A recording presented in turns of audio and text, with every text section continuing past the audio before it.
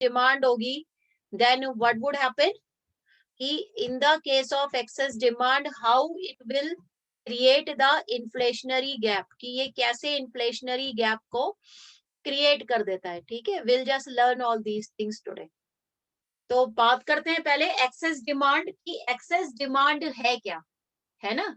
तो excess demand हम कह सकते हैं दिस इज अ सिचुएशन, ये एक ऐसी सिचुएशन है जहां पर की क्या बोल सकते हैं हम कि एक्सेस डिमांड क्या है, एक सिचुएशन है। बेटा ध्यान से समझना इसे, अ सिचुएशन, ये कैसी सिचुएशन है, एक ऐसी सिचुएशन है जहां पर AD will be greater than as.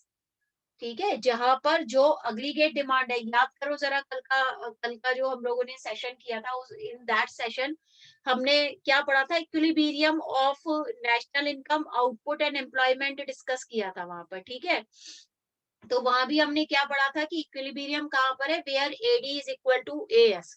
उसके बाद हमने दो कंडीशन से डिस्कस की थी, एक कंडीशन थी AD is greater than AS और AD is lesser than AS. ठीक है, ये शायद याद आ गया होगा आप लोगों को।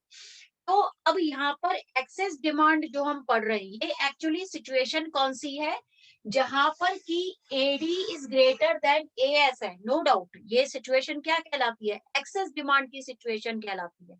ठीक है, लेकिन ये जो एक्सेस डिमांड है, जैसे ही डिमांड इंक्रीज होनी शुरू होती है, तो जो प्रोड्यूसर्स होते हैं या फर्म मेकर्स होते हैं, जैसे डिमांड बढ़ी वो क्या करते हैं, कई बार प्राइसेस इंक्रीज करके प्रॉफिट अर्निंग करने की बात सोचते हैं।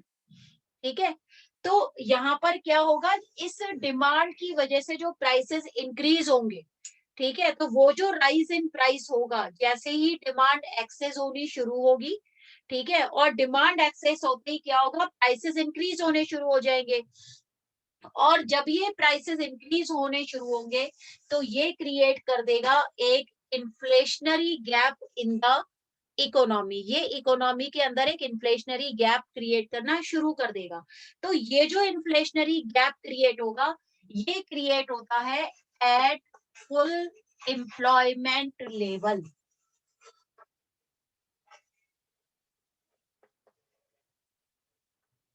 At the full employment level, देखो दोनों चीजों को ध्यान से समझना। कल जो हमने इक्विलिब्रियम पढ़ा था, ठीक है, वो डिफरेंट है। मैं उसको भी एक बार बाद में जब हम इस टॉपिक को कंप्लीट कर लेंगे ना, तो मैं दोनों का एक बार आपको डिफरेंस बताऊंगी कि डिफरेंशिएशन क्या है, क्योंकि बच्चे क्या है बहुत कंफ्यूज होते हैं उसमें।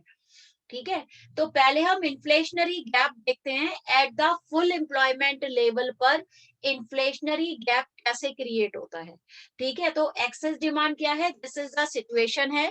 अगर आपके एग्जाम में आ जाता है तो आप क्या कहेंगे कि भाई दिस इज द सिचुएशन, ऐसी सिचुएशन है जहां पर की अग्रीगेट डिमांड ग्रेटर है अग्रीगेट सप्लाई से, बट कहां पर, eight the full employment level. Full employment जो है कल हम डिस्कस कर चुके हैं। फुल एम्प्लॉयमेंट लेवल से हमारा क्या मतलब है, फुल एम्प्लॉयमेंट लेवल से हमारा मतलब ये नहीं है कि अगर हमारे पास जो है 100 करोड़ पीपल ऐसे हैं जो कि एम्प्लॉय एबल है और 100 करोड़ पीपल्स को हमने एम्प्लॉय कर लिया, no we don't mean it. We do mean by the full employment level कि जो इनवॉलेंटरी अनएम्प्लॉयमेंट है वो हमने जीरो कर लिया। मींस 100 करोड़ पीपल्स में से अगर 60 करोड़ पीपल ऐसे हैं जो कि काम करना चाहते हैं, विलिंगनेस टू वर्क रखते हैं, ठीक है, तो उन 60 करोड़ पीपल को हमने क्या किया, एम्प्लॉयमेंट प्रोवाइड कर दिया इकोनॉमी के अंदर, उसे हम फुल एम्प्लॉयमेंट लेवल कहेंगे। ठीक है, फुल हमेशा ध्यान रखिएगा, 1 मार्क कई बार आ जाता है। Full employment level means zero involuntary unemployment. ठीक है, कि जो इनवॉलेंटरी अनएम्प्लॉयमेंट है वो जीरो है। ठीक है, कई बार बच्चे क्या लिखाते हैं कि no no unemployment in the economy, marks cut जाते हैं। ठीक है, तो ये कुछ चीजें हैं, छोटे छोटे से क्वेश्चंस हैं जो आपको ध्यान रखने हैं। अब हम इस चीज को समझते हैं एक्सेस डिमांड को। तो एक्सेस डिमांड क्या है, दिस इज द सिचुएशन, कैसी सिचुएशन है जहां पर की aggregate demand is greater than aggregate supply है at the full employment level, एक फुल एम्प्लॉयमेंट लेवल पर। ठीक है, अब हम इसे बाय डायग्राम समझेंगे। ठीक है, ये हमारा हो गया फर्स्ट पॉइंट एक्सेस डिमांड। अब हम इस एक्सेस डिमांड को समझेंगे with the help of the diagram. देखो डायग्राम आप बहुत अच्छे से समझिएगा बेटा। सपोज ये है, यहाँ पर ये हमने कर्व ड्रॉ किया ओ वाई एक्स एक्सेस, ठीक है। यहाँ पर हमने लिख दिया AD and AS on the Y axis, और एक्स एक्सेस पर हमने लिख दिया इनकम और आउटपुट। इस पर हम हमेशा क्या लेते हैं, इनकम और आउटपुट। अब यहाँ पर सबसे पहले देखो AD एंड AS की बात कर रहे हैं। इक्विलिब्रियम कौन सी पोजीशन पर है, जहां पर कि AD is equal to AS, और जहां पर AD is equal to AS है, उसी को हम क्या बोलते हैं, फुल एम्प्लॉयमेंट लेवल भी बोलते हैं। याद करो जरा कल का सेशन, ठीक है। कल हम लोगों ने इसे जो है याद किया था, वो ही हमारा क्या कहलाता है, फुल एम्प्लॉयमेंट लेवल भी कहलाता है, ठीक है। अब यहाँ पर सपोज आप डायग्राम कैसे ड्रॉ करेंगे, first of all you will consider, आप एक आउटपुट लेवल मानकर चलेंगे कि भाई इतना आउटपुट लेवल है, तो यहाँ पर जो है फुल एम्प्लॉयमेंट लेवल की सिचुएशन है। सपोज आपने मान लिया कि इकोनॉमी के अंदर जब हम इतना आउटपुट लेवल जो है जनरेट करेंगे, सपोज इसको मैं नाम दे देती हूँ, एक OY मान लेते हैं इसे, आप इसे OF रख लीजिए, OE रख लीजिए, OQ रख लीजिए, as you wish, it's up to you, ठीक है। आप मानकर चले कि भाई ये जो OY आउटपुट है, ठीक है, ये जो आउटपुट लेवल है इकोनॉमी के अंदर क्या है, ये हमारा फुल एम्प्लॉयमेंट लेवल है।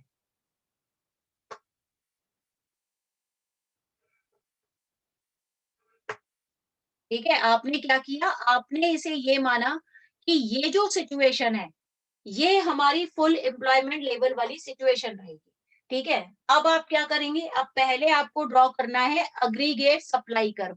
अग्रीगेट सप्लाई कर्व कैसे ड्रॉ करते हो आप, एट द 45 डिग्री एंगल, है ना। अब आपने क्या किया, अग्रीगेट सप्लाई कर्व जो है वो आपने ड्रॉ कर दिया।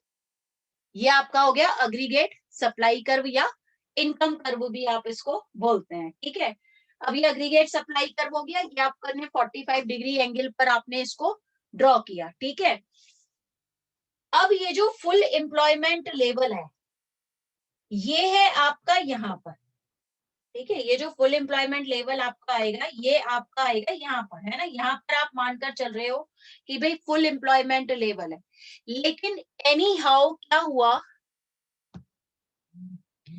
इकोनॉमी के अंदर, एनी हाउ इकोनॉमी के अंदर क्या हुआ कि जब आपने एक अग्रीगेट डिमांड कर्व जब ड्रॉ हुआ कि भाई ये इस तरीके से इतना इतना जो है अग्रीगेट डिमांड आउटपुट का लेवल है, उस आउटपुट लेवल पर जब आपने कर्व ड्रॉ किया, ठीक है, तो वो कर्व आपका बैठा, सपोज आपने ये एक कर्व यहाँ पर जो है ड्रॉ कर, ये है आपका AD curve, aggregate demand curve, जो इकोनॉमी में क्रिएट हुआ है ये, ठीक है।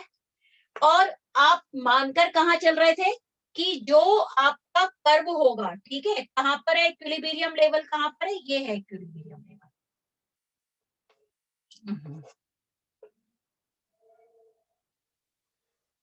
इसको आप कुछ भी नाम दे दीजिए, AD डैश। ये था आपका इक्विलिब्रियम लेवल। मतलब इक्विलिब्रियम लेवल की अगर हम बात करें तो इक्विलिब्रियम लेवल मींस कि ये आप मानकर चले थे कि ये आपका क्या है, फुल एम्प्लॉयमेंट लेवल कहां पर है, इस पॉइंट पर था, ठीक है।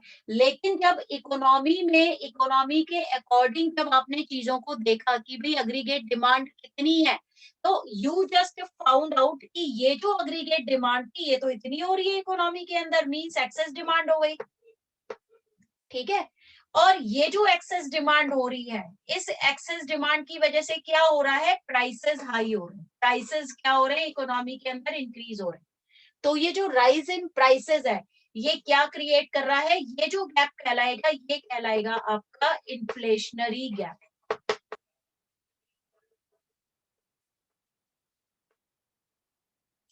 Got the point everyone, I hope the things are clear, ठीक है। एक बार फिर से मैं समझा रही हूँ बेटा, आपको सबसे पहले क्या काम करना है, ओ वाई एक्स एक्सेस आपने ड्रॉ किया, ठीक है। उसके बाद आपने ओ एक्स एक्सेस पर जो आप इनकम एंड आउटपुट ले रहे हैं, आपने एक इमेजिनरी लेवल ऑफ आउटपुट जो है एज्यूम कर लिया कि इस लेवल ऑफ आउटपुट पर क्या है, फुल एम्प्लॉयमेंट लेवल की सिचुएशन, ठीक है। ये आपने एज्यूम किया, आप ये लिखेंगे अपने एक्सप्लेनेशन में कि जो O Y level of output है, मेरे हिसाब से ये क्या रहेगी, फुल एम्प्लॉयमेंट लेवल की सिचुएशन रहेगी, ठीक है।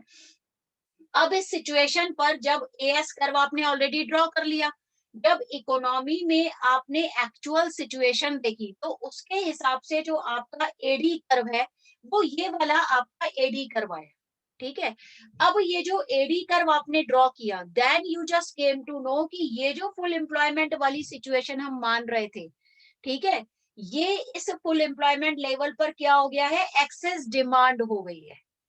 डिमांड क्या हो गई है, एक्सेस हो गई है, डिमांड ज्यादा हो गई है, सप्लाई कम हो गई है, ठीक है। तो यहाँ पर ये जो एक्सेस डिमांड हुई है, ये एक्सेस डिमांड की सिचुएशन क्रिएट होते ही क्या हुआ भाई, इकोनॉमी में प्राइसेस क्या होने लगे, प्राइसेस हाई होने लगे। राइज इन द प्राइसेस जो था, इस एक्सेस डिमांड ने क्रिएट किया राइज इन द प्राइसेस, ठीक है। इसने इकोनॉमी में क्या किया, चीजों के या गुड्स हैं या कमोडिटीज हैं, उनके प्राइसेस को राइज करना शुरू कर दिया। और जैसे ही ये प्राइस राइज हुआ, इस प्राइस राइज ने लीड किया इन्फ्लेशनरी गैप को। इसने क्या लीड किया, इसने इन्फ्लेशनरी सिचुएशंस इकोनॉमी के अंदर जो है लीड करनी शुरू कर दी, ठीक है। तो ये जो आपका पॉइंट बनेगा, ये जो है आपका ये वाला पॉइंट, ठीक है, ये जो मैंने अभी ड्रॉ किया है, ठीक है, ये दिस वन, ये आपका कहलाएगा इन्फ्लेशनरी गैप। हम इसको इन्फ्लेशनरी गैप बोलेंगे, ठीक है। I hope that things are clear. Any problem to anyone?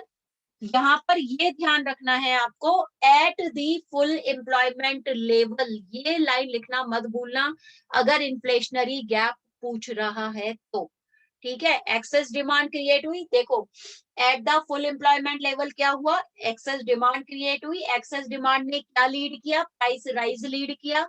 जब प्राइसेस में राइज होने लगे, प्राइसेस हाई होने लगे, तो इस प्राइस हाई ने क्या क्रिएट किया, इकोनॉमी के अंदर इन्फ्लेशन होने लगा, और इस इन्फ्लेशन ने फिर लीड कर दिया इन्फ्लेशनरी गैप को। तो ये जो है यहाँ से यहाँ तक का जो गैप है, ठीक है, ये आपका कहलाएगा इन्फ्लेशनरी गैप, हम इसे बोलेंगे।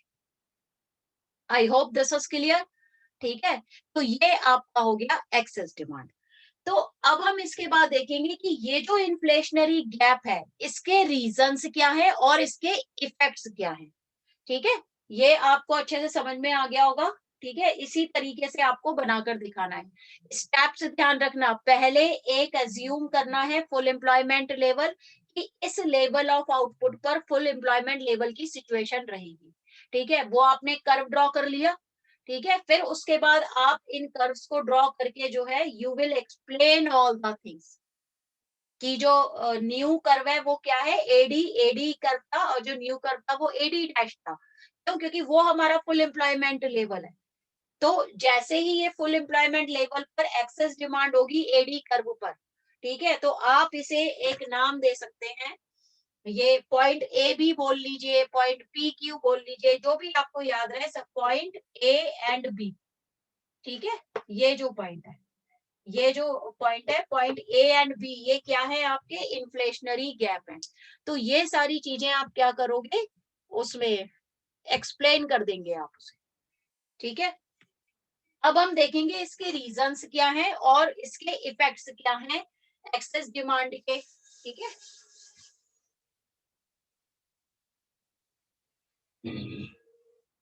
अब हम देखेंगे इसके रीजंस, यहाँ हम देख लेते हैं रीजंस क्या है, ठीक है, और इसके इफेक्ट्स क्या है। बहुत छोटे से टॉपिक है ये दोनों आज, है ना। अब देखो रीजंस में, रीजंस की अगर हम बात करें तो जरा एक बार पहुंचो सबसे शुरू में, जब हमने एडी एंड एएस का टॉपिक शुरू किया था, तो एग्रीगेट डिमांड के कंपोनेंट्स कौन कौन से थे, एडी के कंपोनेंट जरा याद करो, सी plus I plus ji plus net export, ठीक है। तो ये क्या है, ये एडी के क्या है बेटा, कंपोनेंट्स हैं C plus I plus ji plus net export. तो देखो आपके reasons for the excess demand के रीजंस क्या क्या हो जाएंगे, एग्रीगेट डिमांड के जो है रीजंस क्या होंगे एक्सेस डिमांड के, कोई सिंपल इंक्रीज इन, पहला कंपोनेंट क्या है consumption, second increase in investment, number 3 increase in government expenditure, ठीक है, number 4 increase in net export. कुछ नहीं, सिंपल बिल्कुल। क्या होगा जब लोगों का कंजम्पशन बढ़ेगा तो क्या होगा, एमपीसी बढ़ जाएगी, लोगों की मार्जिनल प्रोपेंसिटी टू कंज्यूम, और जब मार्जिनल प्रोपेंसिटी टू कंज्यूम बढ़ जाएगी तो लोग खर्चा ज्यादा करेंगे, जब खर्चा ज्यादा करेंगे तो डिमांड होगी इकोनॉमी में, अब जब डिमांड होगी तो क्या होगा, प्राइसेस राइज होंगे, और जब प्राइस राइज होगा तो इन्फ्लेशन होगा, ठीक है, और जब इन्फ्लेशन होगा तो this will lead to the excess demand, और एक्सेस डिमांड मतलब एक्सेस डिमांड लीड करेगी इन्फ्लेशन को, और ये प्राइस राइज लीड कर देगा इन्फ्लेशनरी गैप को, ठीक है। इसी तरीके से इन्वेस्टमेंट, जब इन्वेस्टमेंट बढ़ेगा तो ऑब्वियसली क्या होगा, प्राइस राइज होंगे, गवर्नमेंट एक्सपेंडिचर बढ़ेगा, प्राइस राइज होगा, इन्फ्लेशनरी गैप क्रिएट होगा, नेट एक्सपोर्ट, एक्सपोर्ट हम ज्यादा करेंगे, लोगों की इनकम होगी, वो खर्चा करेंगे, डिमांड बढ़ेगी, ठीक है। तो ये 4 पॉइंट्स तो आपने एज इट इज आंखें बंद करके लिख दिए, आपको कंपोनेंट्स याद हैं एग्रीगेट डिमांड के, एग्रीगेट डिमांड के 4 कंपोनेंट्स आपको याद है, उन चारों में राइज रीजन रहेगा किसका, एग्रीगेट एक्सेस डिमांड होने का, ठीक है। इसके अलावा बाकी 2 रीजंस और हैं, वो मैं यहाँ लिख दे रही हूँ, ये 4 रीजंस तो ये हो गए। 5th रीजन है आपका इंक्रीज इन मनी सप्लाई। पहुंचो जरा मनी एंड बैंकिंग वाले उस पे, है कि जब मनी सप्लाई जो मॉनिटरी पॉलिसी होती है, जब भी मनी सप्लाई ज्यादा होगी तो क्या होगा, लोगों के पास पैसे ज्यादा आएंगे, और जब लोगों के पास पैसे ज्यादा आएंगे तो वो कंजम्पशन ज्यादा करेंगे, कंजम्पशन ज्यादा होगा तो डिमांड बढ़ेगी, डिमांड बढ़ेगी तो एक्सेस डिमांड होगी, अब जब एक्सेस डिमांड होगी तो ये लीड करेगा किसे, प्राइस राइज को, प्राइस राइज लीड करेगा इन्फ्लेशन को, और ये इन्फ्लेशन क्रिएट कर देगा किसे, इन्फ्लेशनरी गैप को, ठीक है। और उसके बाद जो एक नेक्स्ट रीजन है इसमें नंबर 6, वो है डिक्रीज इन टैक्सेस। जब टैक्सेस कम हो जाएंगे तो टैक्स कम होने से क्या होगा, लोगों के पास इनकम बढ़ गई ना, इनकम बढ़ने से क्या हुआ, उनकी डिमांड बढ़ गई, same cycle will go on, है ना, सेम साइकिल, सेम साइकिल क्या होगा, वो चलता रहेगा, ठीक है। तो ये हो गए reason for the excess demand. अब इसके इफेक्ट्स क्या हैं, effects of the excess demand, ठीक है। तो अब इफेक्ट्स में आप क्या लिखेंगे, number 1 continuous rise in the prices of the goods. सबसे पहली चीज क्या होगी, कॉन्टिन्यूअस राइज हो जाएगा price in the price, in the price, continuous rise in price, prices में क्या है, कॉन्टिन्यूअसली एक राइज देखने को मिलेगा। सेकेंडली क्या होगा, भाई जब प्राइस राइज होगा तो प्रॉफिट किसका होगा, प्रोड्यूसर्स का, तो यहाँ पर प्रोड्यूसर्स क्या अर्न करेंगे, एबनॉर्मल प्रॉफिट अर्न होगा उन्हें, abnormal profit they will earn the abnormal profit, ठीक है। और यहाँ पर जो कंज्यूमर्स हैं, ठीक है, लेकिन कंज्यूमर्स के लिए क्या होगा, कंज्यूमर्स की जो परचेजिंग पावर कैपेसिटी है वो डाउन हो जाएगी, क्यों, क्योंकि प्राइसेस राइज हो, ठीक है। परचेजिंग, पीपीपी लिख रही हूं मैं, purchasing power parity will go down, purchasing power capacity जो है वो कंज्यूमर्स की क्या होगी, वो डाउन हो जाएगा, ठीक है। और इसका एक बहुत बड़ा इफेक्ट होगा जो कि क्रिएट करेगा वेज प्राइस स्पाइरल को, है ना, ये सब हम पहले ही डिस्कस कर चुके हैं अपनी इंडियन इकोनॉमी में, तो it will create to the wage price spiral. तो ये हो गए आपके एक्सेस डिमांड के रीजंस एंड इफेक्ट्स, और वो हमने लर्न कर लिया कि एक्सेस डिमांड जो है किस तरीके से क्रिएट करता है आपके इन्फ्लेशनरी गैप को, ठीक है।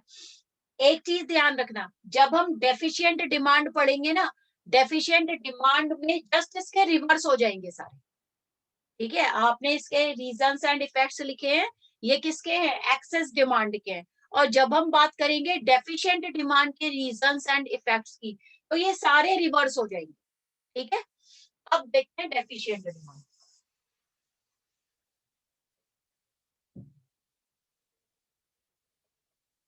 Now we have done the inflationary gap. अब हम देखेंगे deficient demand and the deflationary gap.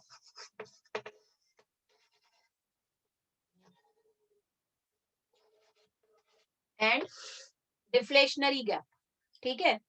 अब देखो यहाँ पर डेफिशिएंट डिमांड की जब हम बात करते हैं, तो डेफिशिएंट डिमांड में क्या है, एक्सेस डिमांड में क्या था, AD was greater than AS. तो डेफिशिएंट डिमांड की सिचुएशन क्या होगी, when AD will be lesser than AS. जब अग्रीगेट डिमांड क्या होगी, लेसर होगी to the aggregate supply at, यहाँ भी आपको एक लाइन याद रखनी है, एट फुल एम्प्लॉयमेंट लेवल.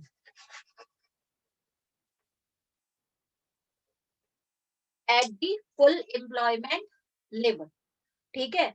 तो अब हम इसको भी बाय द डायग्राम देख लेते हैं. ठीक है, कि ये क्या है, डेफिशिएंट डिमांड भी क्या है, एक सिचुएशन है. कैसी सिचुएशन है, जहां पर कि AD is lesser than AS है at the full employment level. तो now will go through this its diagram. अब हम इसका भी डायग्राम देखते हैं बेटा. O Y X axis. ठीक है, आपने पहले ओ वाई एक्स एक्सेस को ड्रॉ किया और यहाँ पर इनकम एंड आउटपुट. ठीक है, इनकम एंड आउटपुट, यहाँ पर आपका आ गया एडी एंड एएस. ठीक है, क्या करेंगे, सबसे पहले अग्रीगेट सप्लाई कर्व ड्रॉ करेंगे. ये क्या होगा, 45 डिग्री एंगल पर आपने क्या किया, अग्रीगेट सप्लाई कर्व क्या कर लिया आपने, ड्रॉ कर लिया. ठीक है, फिर उसके बाद आपका सेकंड काम क्या है, एक इमेजिनरी लेवल आप मानकर चले. सपोज आपने माना कि भाई यहाँ रहेगा आपकी बार तो फुल एम्प्लॉयमेंट, ये रहा ओवाई लेवल. ठीक है, ये ओवाई लेवल ऑफ आउटपुट आपने क्या माना कि ये फुल एम्प्लॉयमेंट लेवल है. ये क्या है, फुल एम्प्लॉयमेंट लेवल है आपके हिसाब से, कि फुल एम्प्लॉयमेंट कहाँ होना चाहिए, इस लेवल पर फुल एम्प्लॉयमेंट होना चाहिए. ठीक है. अब एनी हाउ आपने इकोनॉमी में फाइंड आउट किया कि भाई जो डिमांड आ रही है, ठीक है, डिमांड का लेवल कहाँ है, डिमांड का लेवल है ये. मैं इसको एक दूसरे चौक से बना देती हूँ in the different colour so that you could find out.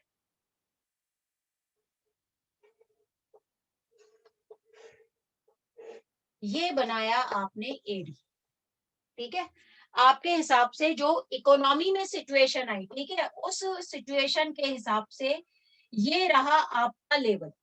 ठीक है, लेकिन फुल एम्प्लॉयमेंट लेवल कहाँ पर है, यहाँ पर है. फुल एम्प्लॉयमेंट लेवल आप कहाँ मान के चल रहे हैं, यहाँ पर. अब आपने इसको देखा भैया ये तो यहाँ आया. ठीक है, लेकिन ये क्या हुआ, एक्सेस सिचुएशन. ये देखो यहाँ पर क्या था, यहाँ पर आपका एक एक्चुअल बना, लेकिन फुल एम्प्लॉयमेंट लेवल आपके हिसाब से कहाँ बनना चाहिए था, बताओ जरा मुझे. ये फुल एम्प्लॉयमेंट लेवल बनना चाहिए था यहाँ पर. मींस जो एडी कर्व बनना चाहिए था आपके हिसाब से इकोनॉमी के अंदर, वो बनना चाहिए था यहाँ पर. ये है, ये था फुल एम्प्लॉयमेंट लेवल, लेकिन बना कहाँ पर, यहाँ पर आया. ठीक है, तो इसका मतलब है कि ये जो सिचुएशन है बेटा, मैं कोई दूसरा, ये जो सिचुएशन है, सपोज हमने इसे मान लिया पॉइंट ए, इसे हमने मान लिया पॉइंट बी, तो ये जो गैप है इन दोनों के बीच का, ठीक है, ये क्या क्रिएट कर रहा है, ये क्या दिखा रहा है कि जो एडी है, AD is lesser than AS. ठीक है, यहाँ पर अग्रीगेट डिमांड क्या है, अग्रीगेट सप्लाई से कम है. ठीक है, तो यहाँ पर क्या हो रहा है कि जो एडी है, एडी क्या हो रहा है, फुल एम्प्लॉयमेंट लेवल से बिलो फॉल कर रहा है. जो एक्चुअल एडी है, अग्रीगेट डिमांड कर्व है, वो क्या कर रहा है, जो फुल एम्प्लॉयमेंट लेवल है उससे नीचे, उसके it's just falling below the full employment level. तो जब it will fall below the full employment level, तो ये क्या करेगा कि भाई सप्लाई तो ज्यादा हो रही है, डिमांड कम हो रही है, तो यहाँ पर प्रोड्यूसर्स क्या करेंगे, स्टॉक कम करेंगे अपना, है ना. जो सप्लाई है उसको कम करने की कोशिश करेंगे. वो कब कम होगी, जब वो अपना स्टॉक ही कम कर देंगे. ठीक है, क्यों, क्योंकि उतनी डिमांड ही क्रिएट नहीं हो रही है. डिमांड क्या हो रही है, डिमांड कम क्रिएट हो रही है ना. तो यहाँ पर प्रोड्यूसर्स क्या करेंगे बेटा, they will cut down the production, ठीक है। यहाँ पर प्रोड्यूसर्स क्या करना शुरू करेंगे, जब डिमांड ही नहीं हो रही है तो वो सप्लाई करके क्या करेंगे, है ना। तो वो यहाँ पर क्या करेंगे, they will cut down the production. तो ये जो डेफिशिएंट डिमांड है ये क्या लीड करेगी, ये जो गैप है, ठीक है, ये गैप आपका कहलाएगा डिफ्लेशनरी गैप।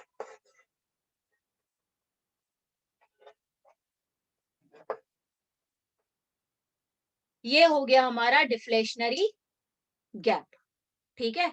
या हम कह सकते हैं कि difference between the AD curve and AD dash curve, ठीक है। आप उसको अपने हिसाब से नाम दे सकते हैं, कोई ऐसा इश्यूज नहीं है, ठीक है। तो ये जो गैप हमारा होगा ये कहलाएगा डिफ्लेशनरी गैप, हम इसको बोलेंगे। तो इस लेवल पर प्रोड्यूसर्स क्या करेंगे, कट डाउन द प्रोडक्शन, वो क्या कर देंगे, प्रोडक्शन को कम कर देंगे। प्रोडक्शन कम होने से क्या होगा, स्टॉक कम क्रिएट होगा, और जब स्टॉक कम होगा तो ऑटोमेटिकली सप्लाई भी क्या होगी, कम हो जाएगी। तो ये हो गया हमारा deflationary gap at the full employment level. Got it. अब हम इसके भी रीजंस देख लेते हैं। जैसे रीजंस हमने एक्सेस डिमांड के पढ़े थे, एडी के 4 कंपोनेंट्स हैं, कौन कौन से हैं, C plus I plus D plus net export.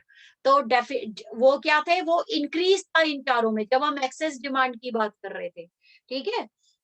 लेकिन जब हम बात करते हैं reasons for the deficit demand और डेफिशिएंट डिमांड, तो डेफिशिएंट डिमांड का क्या हो जाएगा, वहां इंक्रीज था, इन चारों कंपोनेंट्स में यहाँ पर डिक्रीज हो जाएगा, ठीक है। अगर हम रीजंस की बात करें तो decrease in consumption, decrease in investment, decrease in government expenditure, decrease in the net exports, ठीक है। उसके बाद जो लास्ट का 5th एंड 6th रीजन है, वहां पर हमने क्या पढ़ा था, increase in money supply and decrease in taxes. यहाँ पर उसका रिवर्स हो जाएगा reasons for the deficient demand के लिए, कि मनी सप्लाई में क्या होगा, डिक्रीज हो जाएगा, लोगों के पास पैसे ही नहीं होंगे। जब पैसे नहीं होंगे तो वो कंजम्पशन क्या करेंगे, जब कंजम्पशन नहीं करेंगे तो डिमांड कम होगी ऑटोमेटिकली। और क्या हो जाएगा, next increase in the taxes, taxes बढ़ जाएंगे, तो टैक्सेस बढ़ने से क्या होगा, लोगों को टैक्स ज्यादा देना पड़ रहा है, तो अब उनके पास पैसे बच नहीं रहे ज्यादा, ठीक है। जब पैसे नहीं बच रहे तो वो कंजम्पशन कैसे करेंगे, ठीक है। तो अब देखते हैं effects of the deficient demand. Effects of the deficient demand में आप क्या लिखेंगे, कि लोगों की इनकम कम हो जाती है, प्राइसेस कम हो जाते हैं इकोनॉमी के अंदर, प्रोड्यूसर्स को क्या होता है, प्रोड्यूसर्स को बेचारों को लॉस हो जाता है। लेकिन यहाँ पर एक चीज होती है कि कंज्यूमर की परचेजिंग पावर पैरिटी जो है वो बढ़ जाती है, उसकी जो परचेजिंग पावर कैपेसिटी है वो इंक्रीज हो जाती है in the case of deflationary gap और in the situation of the deficient demand. तो I hope the things are clear, ठीक है। तो all of you can go through